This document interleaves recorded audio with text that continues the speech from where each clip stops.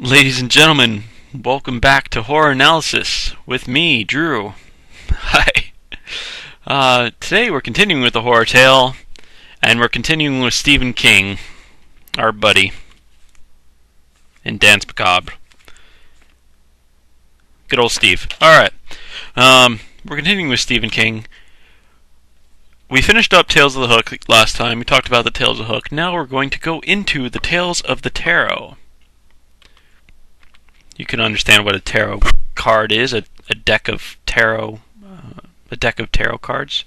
There's certain cards that come up. Sort of like, you could just say face cards in a deck of cards. Of course, that makes one better than another, which isn't really the case here. They're all jokers. Hey. No, they're not, but they are. So tarot cards, of course, have different pictures, meaning different things. The Fool, the Moon, the Tower. I know it's been a while since I even paid any attention to them. Let's see. But in the horror pantheon, it's the horror pantheon is what we're talking about. There is several cards. And according to King, in Dance, there we go. The monster is what dictates the story.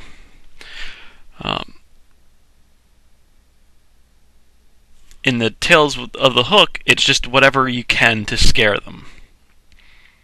That's the point, and it doesn't matter if you use UFO Martians or psycho killers or vampires. It just has to be short and painful for the reader, painful for the audience person. It's gotta be scary. That's all you're after. Short, scary, shock. For the tarot, you're going for a longer form.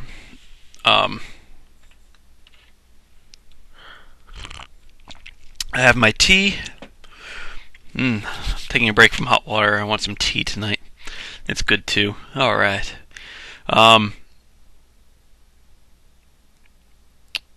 For the Tales of the Tarot, the story is dictated by what kind of monster it is.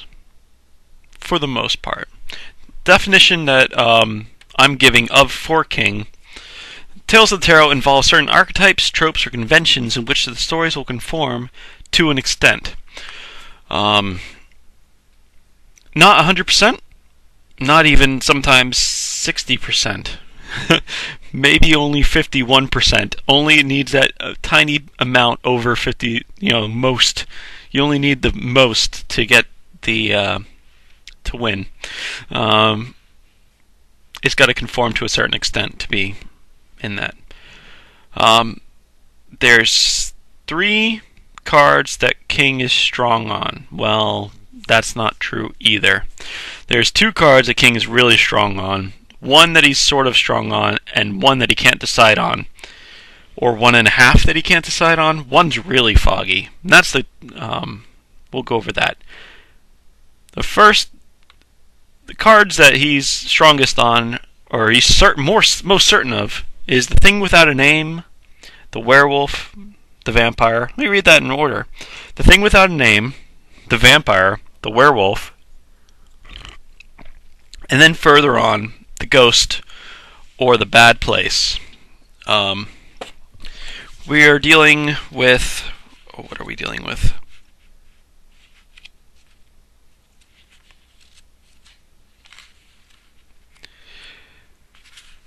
Page 65 in... Of course, I'm in the British version. It's actually the section entitled Tales of the Tarot, and the first ones he's talking about. The first section of that is him talking about what a tarot is. The Thing Without a Name, the Vampire, the Werewolf, and the Ghost, or the Bad Place, which he doesn't talk about until much later, which is weird. You'd think he would. It's one of the problems that we're going to run into. The problem actually between Danse Macabre and Noel Carroll's Philosophy of Horror. In Philosophy of Horror, you're going to have very exact writing. It's very scientific. It's very exact. But a lot of it we don't agree with. We don't agree that Jaws isn't a monster. We don't agree with that Norman Bates isn't a monster. It doesn't feel right. It doesn't ring true. King is all for Norman Bates and Jaws being monsters. He just isn't scientific. So when he's explaining stuff, it makes sense to us, but it's not exact. Yeah. So that's the problem we're running into.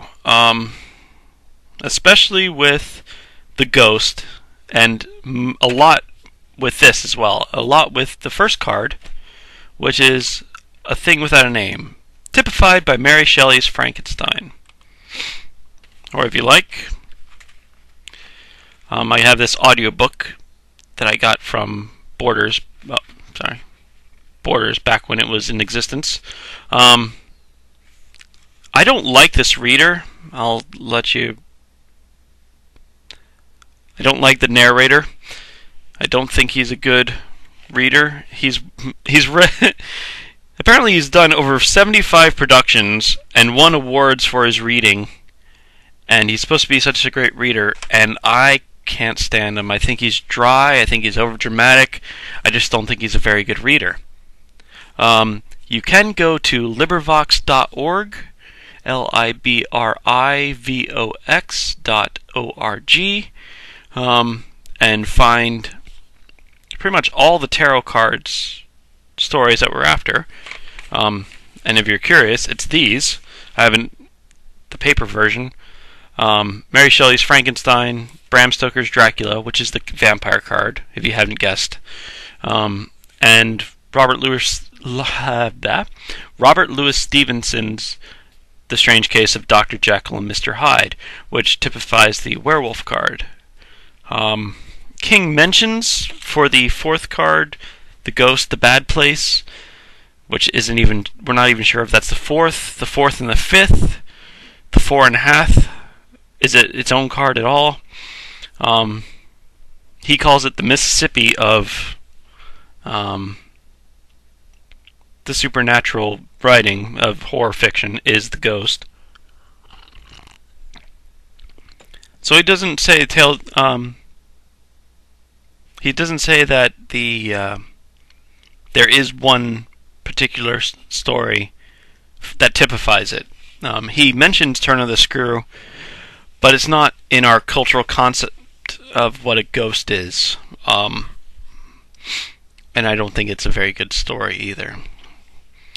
However, that's for the Ghost Day, and we're going to get to that, of course, as well. We are on Frankenstein. I do recommend this version as well if you want a print version. You get all 3 stories that we're talking about. Plus you get a neat little intro by Stephen King, which is well worth the price, especially if you're like me and you paid 99 cents for it at Goodwill. It's definitely worth the price. But you could probably find this used as well. If you can find it new. It's $7.95, which isn't a bad price for 3 classic books. I don't like Frankenstein. I won't say I do. I like Dracula quite a lot, and I liked The Strange Case of Dr. Jekyll and Mr. Hyde a bit too. They're much stronger stories. I think they're better written. They're much more enjoyable reads. Stephen King disagrees. He says that Frankenstein is the best written, but probably the least read. He doesn't seem to think he seems to think that it has problems as well with enjoyability, but he still thinks it's better written. I think it's written like a person who's married to a poet, which is what it was. I really sense a lot of Percy Shelley influence on Mary on this one. Very poetic writing, overly poetic writing where it doesn't need to be. I think her so-called original version was supposed to be like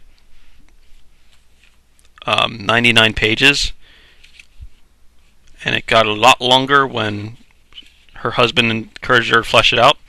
And this, it's over 200, 220, 220-ish. And of course, its subtitle is Modern Prometheus, because, as I'm sure we know, Frankenstein refers to the doctor, not the monster. Except it doesn't. This is part of this. I have at the bottom, sort of. Thing Without a Name is typified by Mary Shelley's Frankenstein. Sort of. When I did a Google search for this, as I try to do to get some good images to pop up on this slideshow thing, most of them, the first half page of Google Images Frankenstein, were this. This is Karloff's Frankenstein, the classic. See, it's Karloff's Frankenstein. We don't ever think Karloff's Frankenstein. Oh, you mean the doctor? No. You think the monster. About a quarter of the way down the page, you see your first non-Karloff. It's Peter Boyle in Young Frankenstein. You'll also, about this point in the Google search, see the Lady Frankenstein with the hair. You know the hair.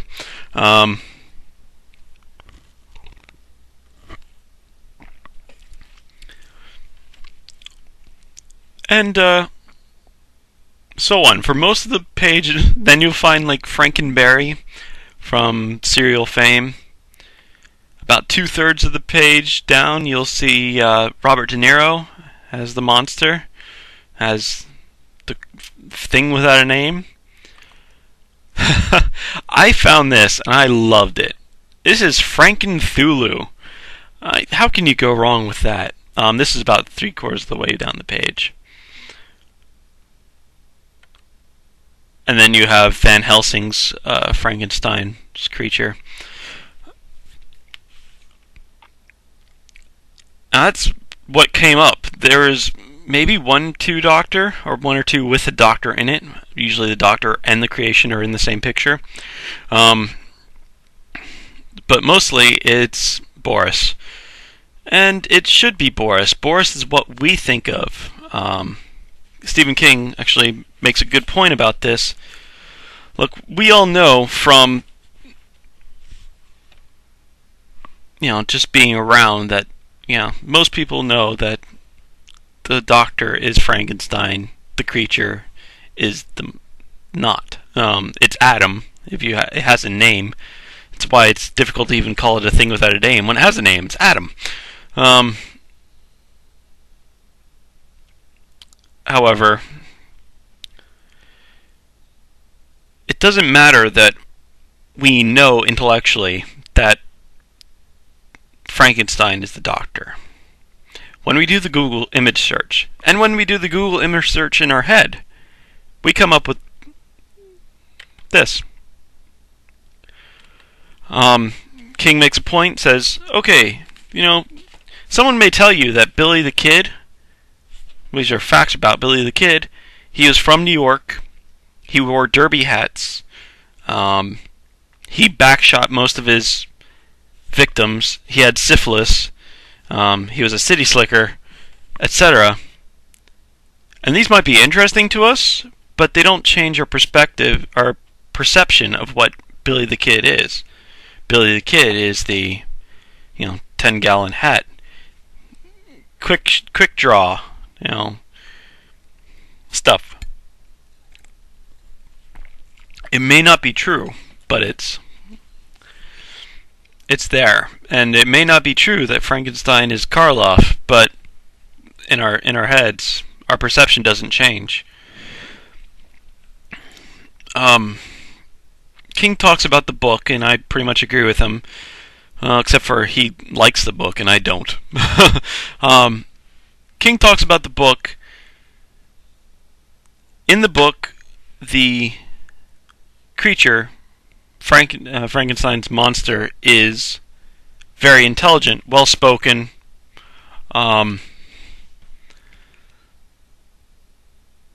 learned, etc. And of course, our perception of him is he's,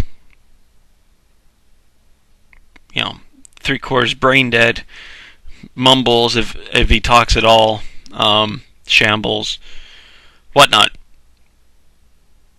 And I don't know. It's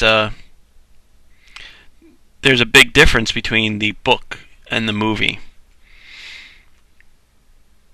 Oh, sorry.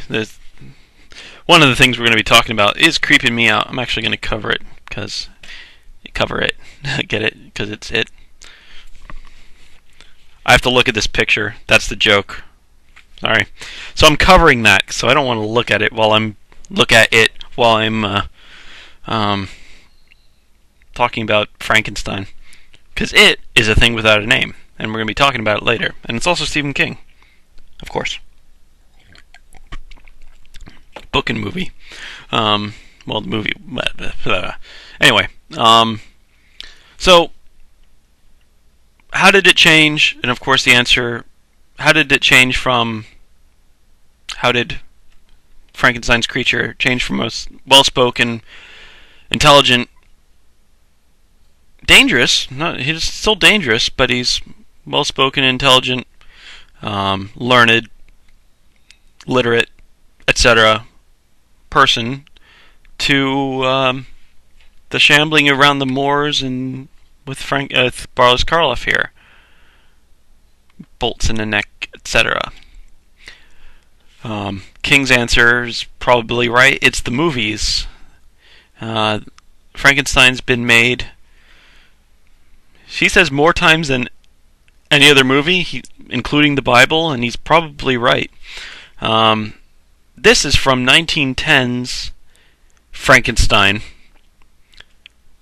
which is one of the first movies ever, and it was produced by Thomas Alva Edison, who was the one who was making the film and stuff in the first place.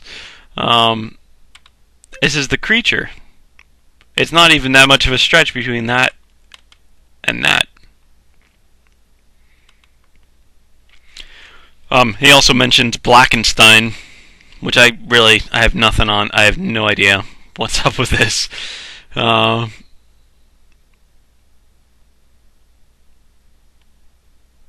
Blackenstein. I can't get over it.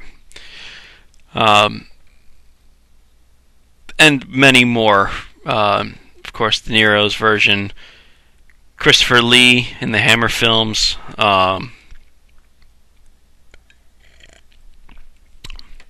See, Monster Squad, there was a Frankenstein in there. There's plenty. You can think of others as well.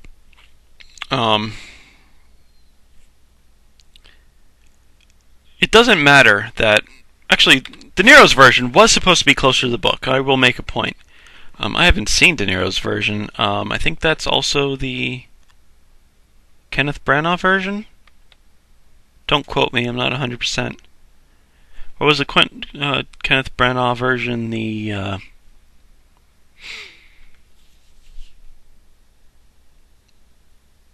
Jane Seymour version? No, I think this is the 90s version. I think this is supposed to be closer. I think that's supposed to be Kenneth Branagh as well. Jane Seymour was supposed to be in the 80s. Or 70s, I think. Now is maybe an attempt to go closer to the book as well. I'm not 100% positive. However, this is like, what do we have? 7 pictures of Frankenstein. Well, and Frankenthulu. 6 pictures of Frankenstein. I love that picture. Isn't that great? Frankenthulu. I love it.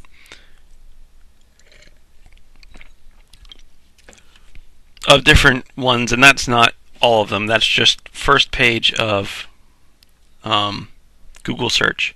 Well, I had to do an extra Google search for Blackenstein, and I had to do an extra Google search for the Edison version.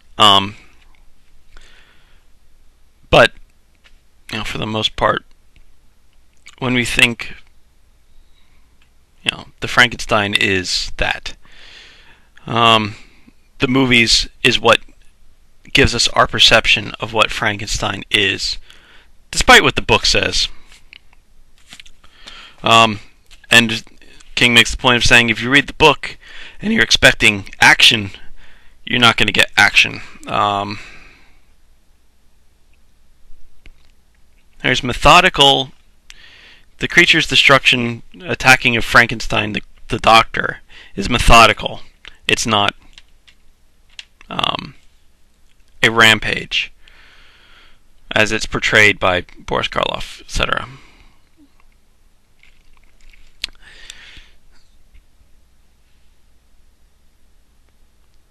So, what is the archetype for Frankenstein? What is the archetype for the thing without a name?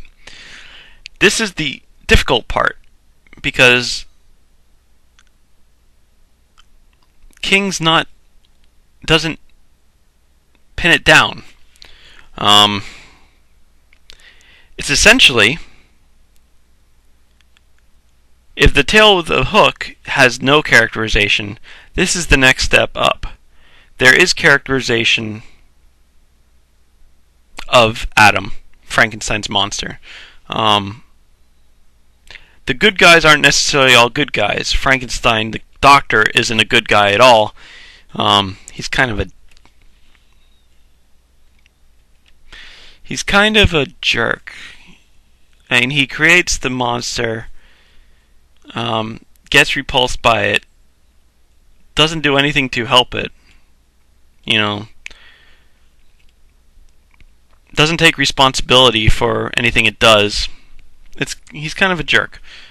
He feels guilty after the fact, but it's way after the fact.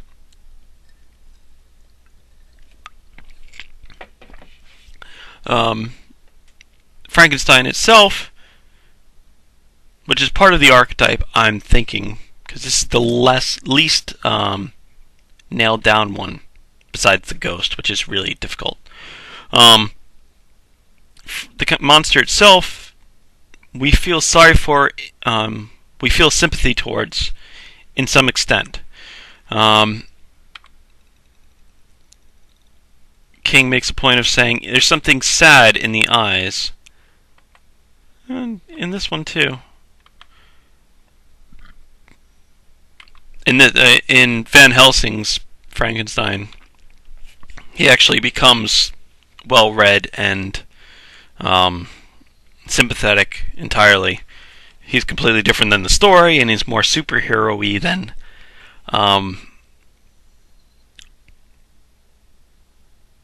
monstery, evil. The creature, the thing without a name, is evil because he was forced into it. He was pushed into it. There's some sympathy there. King says, when King Kong dies, people cry. We don't really cry when Frankenstein's monster dies, but we do at least feel ashamed of our own relief that he's dead. There's a dichotomy that's built in through Mary Shelley, that King also points out, is that we want to throw stones, we want to destroy the beast, we want to destroy the fiend, but we also know it's an outsider, so we actually empathize, and we feel the stones stinging us.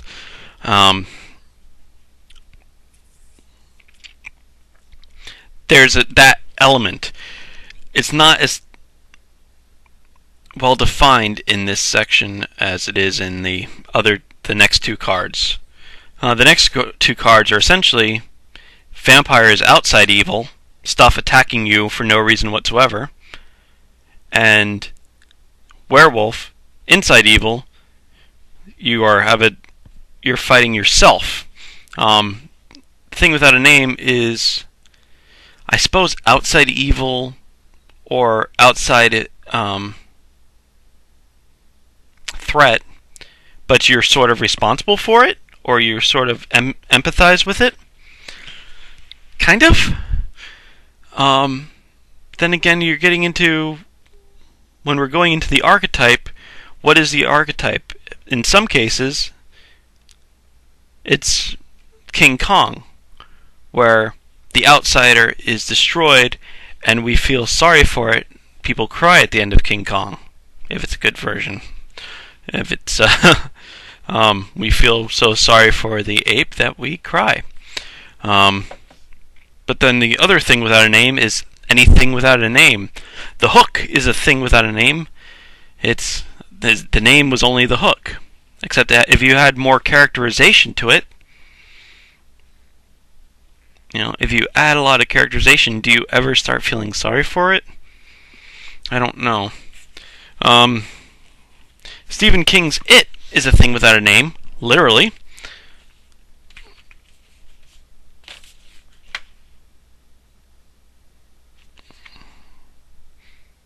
I mean, this is a long book. The book is 800? Oh, no. No. It's well over 1,000. 1,093. That's acknowledgements, I guess. 1,090. 1078 is the before the epilogue. We're well over 1,000 pages in it. The movie is a double disc. It's you watch the first side, then you have to flip it over to watch the second side. That's a long movie. How many hours? What do we got here? 187 minutes. So that's what? That's 3 hours and 20 minutes? 27 minutes? 60 is 18. No, 3 hours and 7 minutes.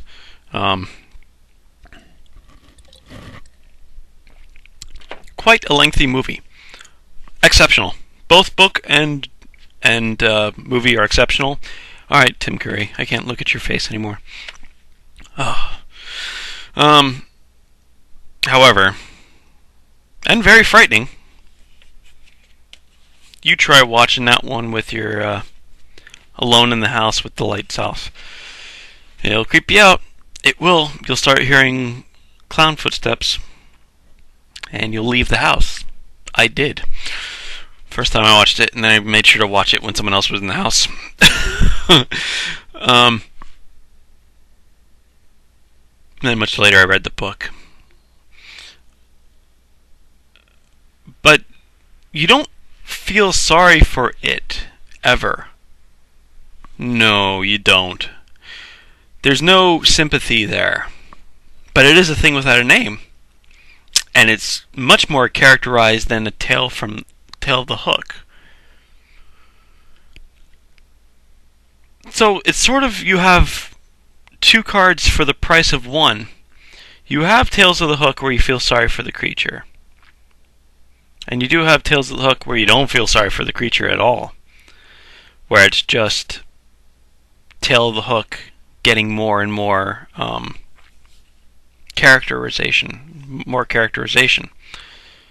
I mean, Stephen King might have been trying for it. He might have said, hey, let me do a Tales of the Hook and have the bad guy be as black-hearted as possible. Was it black as a soul as black as midnight in a mine shaft? I think one of his lines in the older ones, in another part. He might have been shooting for that. In that case, he succeeded. But there's plenty of other creatures without a name. The nameless ones. Lots of its. The things. Blah, blah, blah. Anything where you don't have a name for the creature. The creeping unknown. Etc. Where you don't feel sorry for them in any way, shape, or form. But it is they're literally things without names. I mean, an atom in the book isn't. The archetype in the movie is. And there are things without names that you feel sorry for. So that might be part of it too. So when I defined, don't think King. This is not King's definition of Tale of the Tarot. This is mine, but I hope he agrees with it. I hope he'd agree with it. They involve certain archetypes, tropes, or conventions which the stories will conform to an extent. It doesn't have to conform a lot. But there are non-Frankenstein horror. There are non-Frankenstein things without a name that you don't feel sorry for. And there are Frankenstein-ish things without a name that you do feel sorry for. And they're later on, of course, they became Frankenstein-ish things without a name that were the heroes. And it became, in Van Helsing, the most noble character, including above Van Helsing, was Frankenstein. He was as noble as you could possibly get. Van Helsing was kind of a dick on occasion. You figure it had to be, but even still. In the early 60s, we had the Hulk, which was originated the Marvel guys. I think it was it Stan Lee? I think it might have been Stan Lee. It might have been someone else who created the Hulk. But he wanted to create, in my research today, I Wikipedia'd it. He wanted to create half Dr. Jekyll and Mr. Hyde and half Frankenstein. So, of course, Bruce Banner, through experiments, or experiments done on him, depending on what version of the Hulk you're going for, starts changing from one to another. Bruce Banner to Hulk. That's the split. Bruce Banner's the Dr. Jekyll, Hulk's Mr. Hyde. But look at the differences between, or look at the similarities between the Hulk and Frankenstein.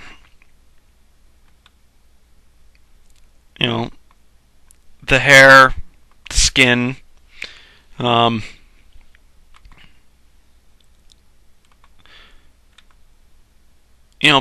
take away the bolts from the neck and you have the Hulk. And add muscle mass, of course. And in the 70s, and further on, you feel more sympathy for him. You also feel sympathy for Dr. Jekyll, of course, also. So it's a double whammy there. We'll talk about that in 2 days when we talk about Dr. Jekyll and Mr. Hyde and the Tale of the Werewolf. But in the 70s TV show, he would save the day, and then, as the Hulk, Bruce Banner would become the Hulk, save the day, and then he'd be ostracized and have to leave town, all sad, and the sad piano music would play, etc. In the 80s, I think even this might be closer, this might be closer, maybe this. In the 80s, it was Lotny Fratelli. Do you remember Lotny Fratelli? Sloth in the Goonies. Oh, he creeped me out the first time I saw him. Oh my. Actually, he creeped me out the first 4 times I saw him. Lotny was the hero. Like, the big hero. He saved the day several times.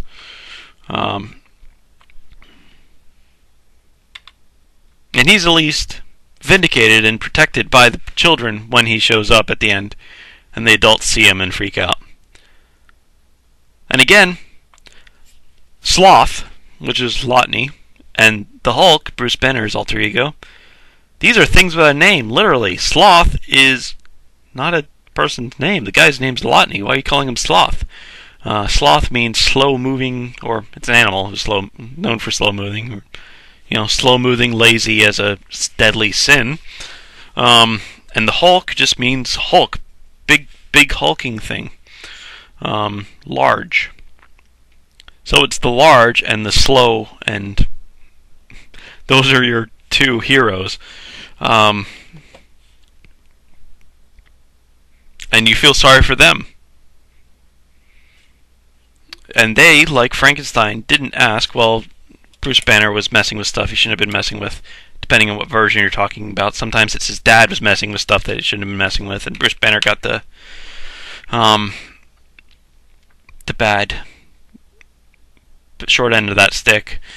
Depending on what movie you're watching, depending on what comic book series you're reading.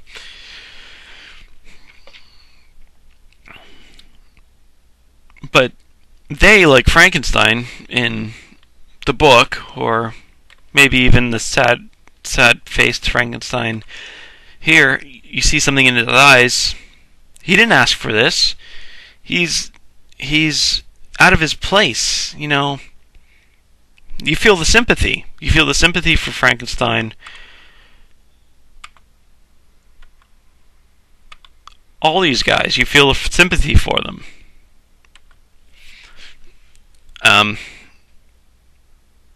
But you don't with it. It is a different, you know, you don't with the thing from outer space, the creeping unknown, the whatever other thing without a name. Those you don't feel sorry for. I will mention a few more. I did pick this up. If you can find this, I highly recommend it. I doubt it's in print anymore. It's The Ultimate Frankenstein. It's got a lot of short stories. How many? Like 20? Say about 20 short stories. Introduction by Isaac Asimov. There's a short story by Kurt Vonnegut, which is well worth reading. It's sort of a teleplay, actually. And they're all on the real Frankenstein myth. Not necessarily the movie, not the thing without a name, but we're talking about Frankenstein itself. There's a very good one by S.P. Somtow. You're going to hear me talking about S.P. Somtow a lot. I really like Somtow. I think he's an exceptional writer.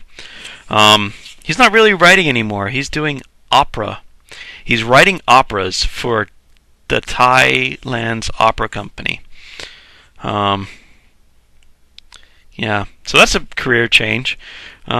He's also part of the Thailand's royal family in some respect, so he gets away with stuff, I guess. Thailand's really known for censorship as well, so he sort of only gets away with a little bit. But his story in here, oh goodness, and it's a Thai name too. Chui Chai. Chui Chai. I apologize if I slaughtered that. It's a nice little Frankenstein story about using parts to make hookers. That's pure Somtow. I love Somtow. He's so great. There's a good book by a good story in here by Chelsea Quinn Yarborough. There's a really good one by F. Paul Wilson called Dreams, where a girl's brain gets put in the monster's body, and she dreams. She has these horrible nightmares that she's been put into a monster's body, and she tears through the city, and they're chasing her with pitchforks, and she's killing people, and yada yada. And then she wakes up, and she's in this lovely place, and the clouds are going by, and she's with her boyfriend, who didn't betray her like he did in the dreams, etc., etc. And you figure out pretty quickly that no, the dreams are the real, and the real are the dreams, whatever. What she thinks are real are dreams, and what she thinks are dreams are real. But it's good. It's a very good story. That's the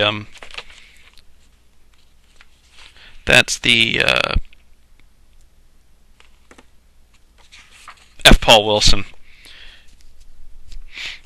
Um, the Vonnegut one is a teleplay about sort of, being alive with only a brain attached to a plugged into a wall sort of thing. It's kind of weird. Ambience is creepy. I'm not sure it's scary. I'm not sure any of these are scary, but the ambience is very creepy on most of them. Yeah, I recommend it if you can find it. I have it in hardcover. I think I have seen it before in softcover in used bookstores. I paid little less than $5 for it when I picked it up, and there's a lot to be said for that. I'm having a problem talking about this one because it's not pinned down. The next two are going to be very, not cut and dry, but a lot easier to explain. I'm not sure if Thing Without a Name as an archetype is just Tales from the Hook with characterization. Because you don't need the sympathy trope or convention. It's not necessary. Lots of things without names don't have it. And if that's a different archetype, the thing without a name that doesn't need sympathy, then doesn't seem to be enough in the thing without a name that does need sympathy to be its own type. They seem too divided. There's a split between these two forms. There's the thing without a name that needs sympathy and the thing without a name that doesn't need sympathy. I'm not sure what he's talking about. Again, that's the problem between the scientific Noel Carroll that I don't necessarily agree with and doesn't ring true to me, and the Danse Macabre that rings true but doesn't explain things very scientifically or very well. So next time, of course, we'll be going into the vampire card, which is Dracula, and we're going to be going over we're going to talk a little bit about another S.P. Somtow book, because his Dracula series, his vampire series, is exceptional. And most of the things that are in the vampire tarot card really conform better than they seem to in the Thing Without a Name tarot card.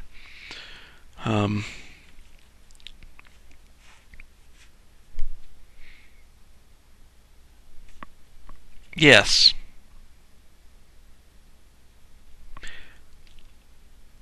Yes. Here, look at this. This is so cool.